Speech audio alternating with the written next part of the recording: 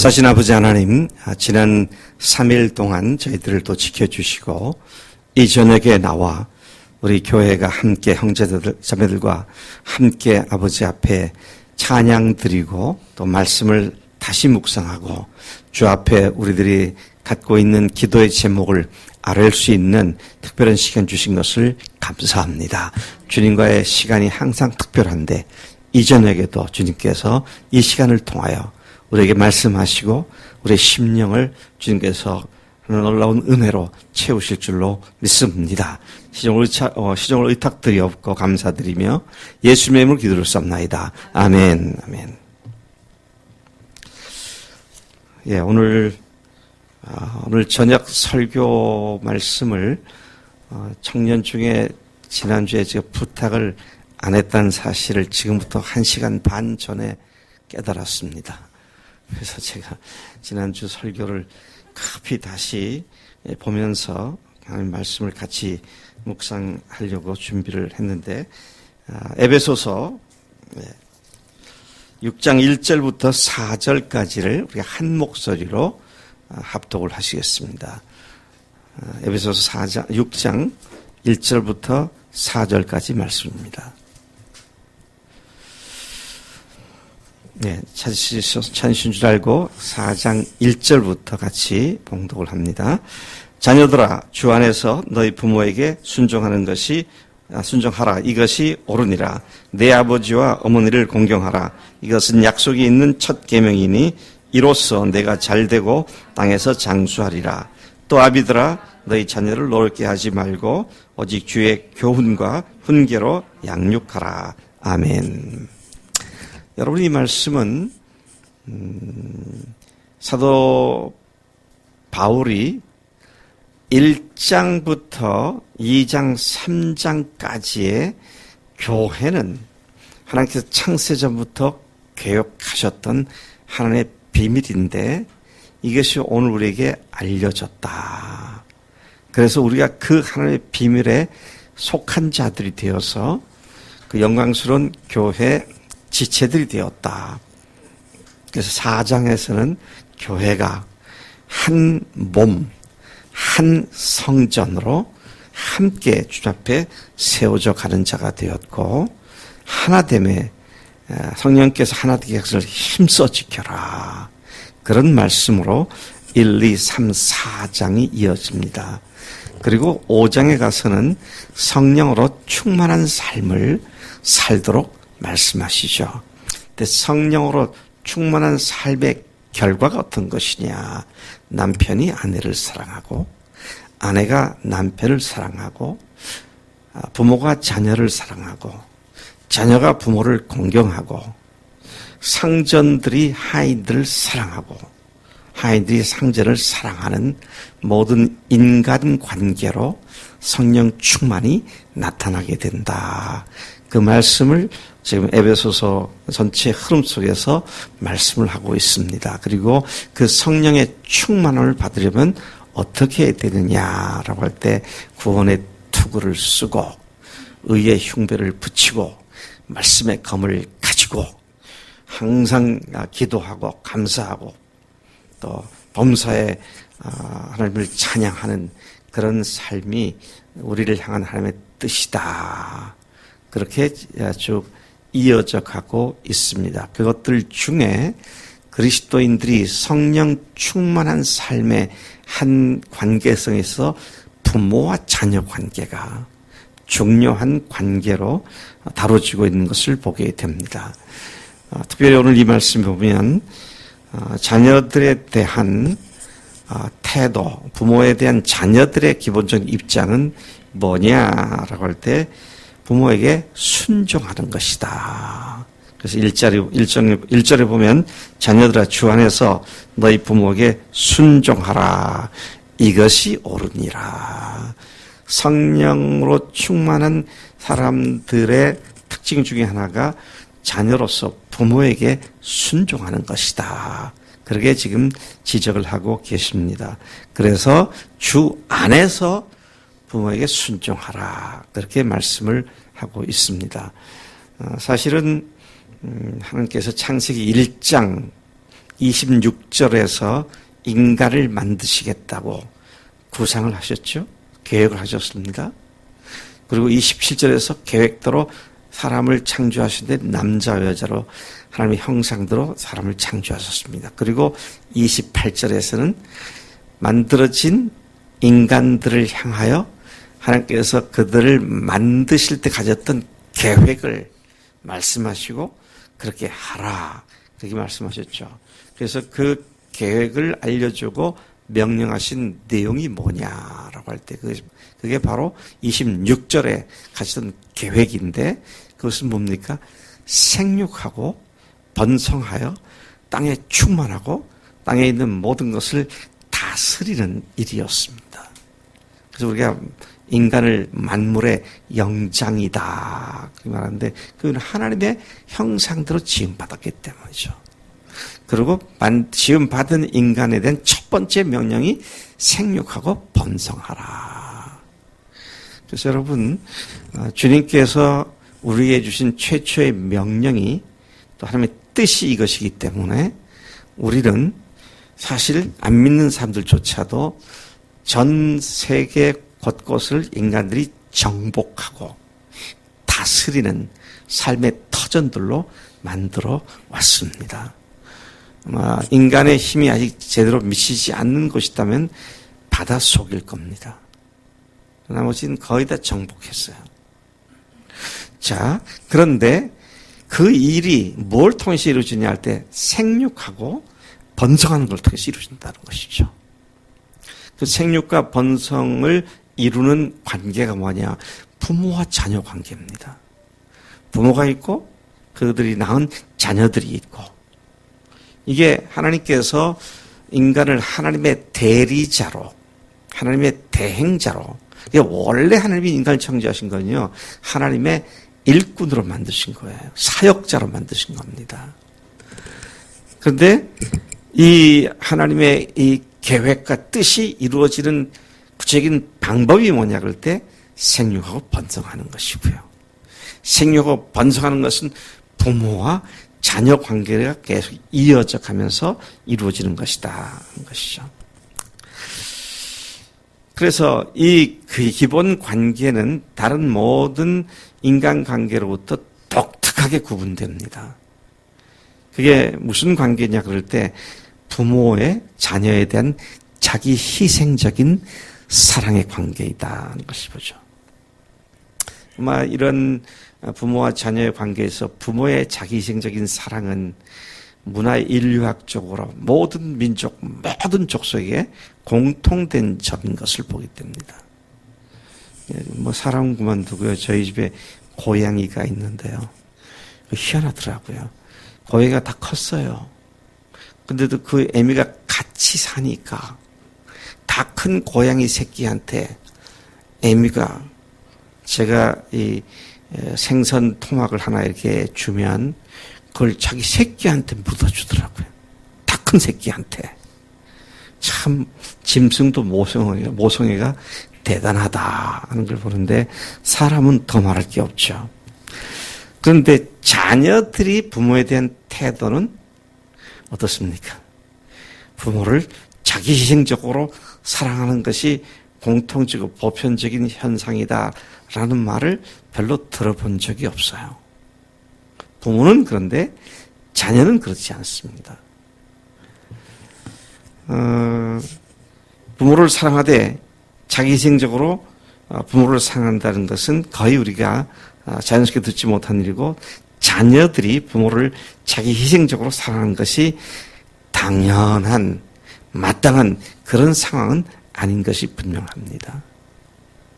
자녀들이 부모에게 어떤 자세로 어떤 관계로 갖고 대하느냐 하는 것이 하나님이 원하시고 기뻐하시는 옳은 일인지를 이 말씀이 오늘 우리에게 말씀하시는데 자녀들아 부모에게 순종하라 이것이 옳으니라 그렇게 말씀을 하고 있는 것이죠. 자, 오늘 이 말씀을 조금 더 생각을 해보면 자녀들은 주 안에서 부모를 순종하라 이게 대전제입니다. 부모에 대해서 자녀들 어떻게 대해야 돼요? 순종하라는 것입니다. 단순한 말이에요. 순종하라는 거예요. 그것이 옳다 그랬습니다. 주 안에서 순종하라 그러셨습니다. 근데 믿지 않는 자들의 자녀들도 부모에게 순종하지요. 그런데 왜 굳이 주 안에서 순종하라고 하셨습니까? 순종이 잘 안 되기 때문입니다. 주님의 능력을 힘입어 주님의 은혜를 힘입어 순종하라는 말씀으로 이해가 되는 것이죠. 그래서 제가 지난주에 불과 몇 개월 전만 해도 지독히 엄마의 걱정 근심거리였던 재민이가 지난 3월 이후에 얼마나 놀랍게 변하고 있는지 그 엄마인 은혜자매 간증을 여러분들에게 읽어드렸습니다. 제가 또 다 읽지 않겠지만 몇 가지만 이렇게 읽어보면 이렇습니다. 월요일부터 재민이가 열감기와 장염으로 지독하게 아팠다. 홈플러스 한복판에서 사람들이 보건 말건 갑자기 두 손을 모으고 두 눈을 감고 눈물을 뚝뚝 흘리며 간절히 기도하는 재민이를 보고 감사했고 배워야겠다는 생각을 했다. 하나님, 예수님, 성령님, 제가 많은 죄를 지었습니다. 잘못했습니다. 저를 살려주세요. 하나님, 예수님, 성령님은 죽은 자도 살리시는 분입니다. 아주 뛰어나시고 훌륭하신 분이십니다. 제가 지금 살면서 가장 괴롭습니다. 제발 저의 질병을 치료해 주세요. 저는 하나님의 아들입니다. 저를 그냥 이대로 두실 것입니까? 저를 살려주시면 제가 앞으로 그러면서 이제 생각을 했고요. 집에 와서도 잠들기 전까지 기도하다 마지막에 감사합니다. 정말 감사합니다. 예수님의 이름으로 기도합니다. 아멘을 마지막으로 말하다 잠이 들었다. 조금 더 넣뛰고요. 기도가 형식이 중요한 것은 아니지만 기도의 형식과 요소도 모르는 녀석이 성령을 따라 기도했구나 생각이 들며 감사했다. 그리고 또 감사한 것은 이 기도는 효섭 씨가 시킨 것이다. 끔찍한 아들을 위해 겁 많은 아빠가 해줄 것이 없어 붙든 아주 나약한 믿음이지만 동시에 간절한 마음이 담긴 기도이다. 제가 이 말을 읽으면서 참 놀랍다는 생각이 들어요.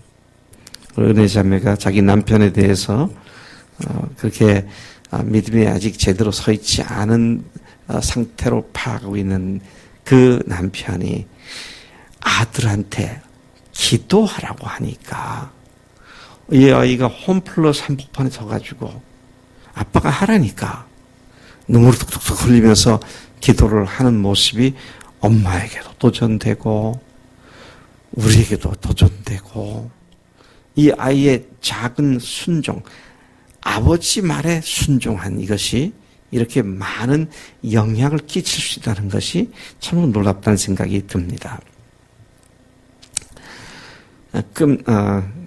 나한테도 아들 위해 빨리 기도해 주라 한다. 자기도 기도했다며. 그 자녀들이 문제가 있으면 이렇게 부모들이 이렇게 하는 거예요. 빨리 기도해 주라고. 평상시에 남편 보고 기도하려도 안 하는데 아들이니까 남편이 아내한테 오히려 빨리 기도해 주라고. 그런 일들을 여기서 보게 됩니다. 사실 기도가 너무 간절하고 절실했다. 듣다 보니 기도 스타일도 내 스타일이 아닌데 소위 전도사님, 목사님 어투로 기도하는 아이를 보며 신랑과 함께 웃음을 지었다. 그 다음에 얘가 요즘 하는 걸 보면 자기 자전거 2대 있다고 자전거 없는 친구한테 그냥 주고 뭐 할아버지 식신한테 전 재산 8,200원을 교회에다가 헌금도 하고 그러면서 이 아이가 놀라운 변화를 지금 거듭하고 있는 것을 봅니다. 근데 이 아이에게 가장 중요한 건 순종이에요. 아직 예수님이 부활하신 예수 실제가 안 된 아빠가 기도해. 그러니까 얼른 기도하잖아요. 어린아이들은 따지지 않습니다. 아빠도 예수님 안 믿으면서 뭘 기도하라 그래. 아니에요. 하라니까 하는 거예요. 그게 순종입니다. 주님께서 우리에게 그렇게 말씀하신 것이죠. 또 이미 말씀드렸지만 부모를 공경함이 자녀가 할 옳은 일이다. 것이죠. 옳은 일이다. 제가 공경한다는 말을 캠브리지 딕셔너리를 보니까 누군가에게 커다란 존경을 나타냄, 어떤 일을 통해 누군가를 자랑스럽고 행복하게 해드리는 것으로 설명된 것을 봅니다. 자녀들의 순종함을 동반한 공경은 부모들을 자랑스럽게 만들고 행복하게 해주는 것이다. 그런 이야기가 되는 것이죠. 자, 이것이 어떤 일이라고요? 이게 뭐 어떻다고요? 이것이 옳은 일이다. This is right. 이게 마땅한 일이다. 이것이 의당 그렇게 한 일이다. 그 다음에 또 우리가 부모 공경은 약속이 있는 첫 계명이다. 말씀이 그렇게 말씀하고 있죠. 그래서 10계명 중에 6계명, 앞으로 첫 번째부터 4계명까지는 하나님께 대한 계명이고, 그 다음에 5계명부터 10계명, 6계명은 사람들을 향한 계명인데, 제일 첫 번째 나오는 계명이 부모를 공경하라는 거잖아요. 첫 계명인데, 다른 건 살인하지 말라, 간짐하지 말라, 간음하지 말라, 도시하지 말라, 거짓 증거하지 말라, 이웃을 탐내지 말라. 아주 간단하게 기록했어요. 근데 네 부모를 공경하라. 그리하면 내 하나님 여호와가 네게 준 땅에서 내 생명이 길리라. 약속이 있는 말씀입니다. 그러니까 우리가 복받는 아주 중요한 비결 중에 하나가 부모를 공경하는 것이에요. 부모가 나 때문에 자랑스러워하는 것. 우리 월요일 날 전신자 사역훈련은 졸업한 목사들이 한 16, 7, 8명이 와서 저기 꽃도 주고 저한테 선물도 주고 그렇게 했어요. 근데 이제 다은의 아빠도 거기 왔습니다. 다은의 아빠가 자기를 소개하라 그랬더니 우리 딸이 여기 있는데 우리 딸이 지난 12월 달에 침례를 받았다고. 너무 자랑스럽다고. 너는 아빠를 위해 심리받지는 않았잖아. 그지? 근데 주님 앞에 바로 서니까 아빠가 너무 기뻐서 다른 목사들 앞에 그걸 자랑을 하더라고요. 이게 부모를 공경하는 일이죠. 예. 나 때문에 부모가 자랑스러워하고 즐거워하고 하는, 행복해하는 이런 것들을 얘기하는 것이죠. 그럼 어떻게 된다고요? 내가 잘되고 여호와께서 주신 땅에서 장수하리라. 그 땅이 무슨 땅이에요? 우리 가정이라는 땅이고요. 교회라는 땅이고 직장이라는 땅이고 내가 발붙이고 사는 곳이 그 땅인데 그 땅을 하나님께 주셨는데 그 땅을 항상 누리며 살 수 있다고. 누리며 살지 못하면 어떻게 되냐. 그 땅에서 뽑히는 거예요. 그럼 뽑히면 뿌리가 없으면 못 살아요. 땅이 왜 중요한지 아세요? 땅은 우리가 뿌리를 낼 수 있는 장소이기 때문에요. 허공을 딛고 사는 사람은 아무도 없습니다. 발을 딛고 살잖아요. 내가 발을 딛고 사는 우리 가정, 우리 교회, 내 직장, 어떤 공동체인가. 참 믿음의 공동체로 우리를 세워가는데 이 땅에서 내가 내 생명이 길 것이다. 그렇게 말씀하고 있는 것이죠. 자, 그래서 제가 마지막으로 지난주에 말씀하기를 우리에게는 세 종류의 부모가 계신다 그랬습니다. 첫 번째는 하나님 아버지시다. 하나님께서 우리를 하나님의 아들, 딸로 낳으시기 위해서 치르신 산고가 뭡니까? 십자가와 부활 사건이었어요. 우리가 하늘 아버지께서 우리의 아버지가 되는 것이 조금 더 과장된 말이 아닙니다. 정말로 하나님께서 피를 흘리시고 해산의 고통을 치르신 것을 보게 되죠. 또 육적인 부모들도 마찬가지입니다. 산고를 치렀습니다. 근데 조금 전에까지 말한 게 육적인 부모에 대한 얘기를 했어요. 세 번째 부모는 영적인 부모입니다. 여러분, 우리가 하나님의 사랑을 알게 되는 것도 영적인 부모들을 통해서 알게 되는 것이 굉장히 큰 비중을 차지하고 있습니다. 그래서 우리 교회가 영적인 리더들을 단순히 뭐 성경 가르치고 설교하는 사람들 그것이 아니라 영적인 부모라는 개념으로 관계를 맺는 것은 너무도 중요한 것이죠. 물론 이렇게 하려면 리더들이 먼저 정신 차리고요. 어떻게 해야 합니까? 바울이 말한 것처럼 내가 너희들을 낳기 위해서 해산의 수고를 다시 한다. 그런 말을 했기 때문에 영적인 리더들은 아비, 어미 입장에서 자녀를 돌보듯이 그래서 바울이 어떻게 했습니까? 바울이 데살로니가 전서 2장에서 보면 내가 아비와 같이 너희들에게 엄히 경계한다. 그런가 하면 유모가 자기 자녀를 기름같이 너에게 유순한 자가 되어서 그렇게 말씀하죠. 그래서 부모는 아버지는 굉장히 강한 이미지를 갖고 있잖아요. 근데 어머니는 부드러운 이미지를 갖고 있죠. 자, 그래서 정말로 부모의 사랑으로 사랑하는 그런 영적 관계를 맺는 것이 우리 교회가 설립된 세 번째 목적이에요. 하늘 가족 공동체를 이루자고 하는 겁니다. 하늘 가족 공동체가 아니면 단순한 서클밖에 되지 않을 거예요. 친목회나 객꾼들의 모임만도 못할 수가 있습니다. 그러니까 앞으로 여러분들 모든 교회 안에서 관계를 맺는 데 있어서요. 참 우리 박 목사님 인간성 좋아. 센스가 있고 매너가 있어. 그래서 좋아. 다 헛된 얘기입니다. 그게 아니고 박 목사님이 정말 부활하신 주님 앞에 목숨 걸었네. 우리 교회를 위해서 이렇게 사시네. 뭐 그렇게 관계가 맺어져야지. 그 목사님 보면 옷도 깨끗하게 입고 머리는 오늘 안 다듬어서 좀 지저분하지만 사실 매너 있고 뭐 그 아무것도 아니에요. 다 쓸데없는 소리입니다. 정말 복음 때문에 영혼들을 사랑하기 때문에 어떻게 살고 있는지 나를 향하여 어떻게 기도하고 있는지 그래서 성경에서 뭐라 했어요? 영적인 지도 히브리서에서는 자기가 회개할 자인 것처럼 너희를 위해서 기도하는데 그 기도가 헛되지 않게 그들의 수고가 헛되지 않게 하라. 그렇게 말씀을 하시죠. 그래서 우리가 영적 부모의 관계가 정말로 거짓 없는 순전한 사랑의 관계로 세워지기를 소망합니다. 네. 오늘 이 말씀을 통해서 자녀에 대한 부모에 대한 자녀의 태도를 우리가 다시 보았습니다. 성민아, 엄마 아빠 말씀 무조건 순종해야 한다? 응? 왜요? 왜 그래야 되는데요? 그 사람 안 돼?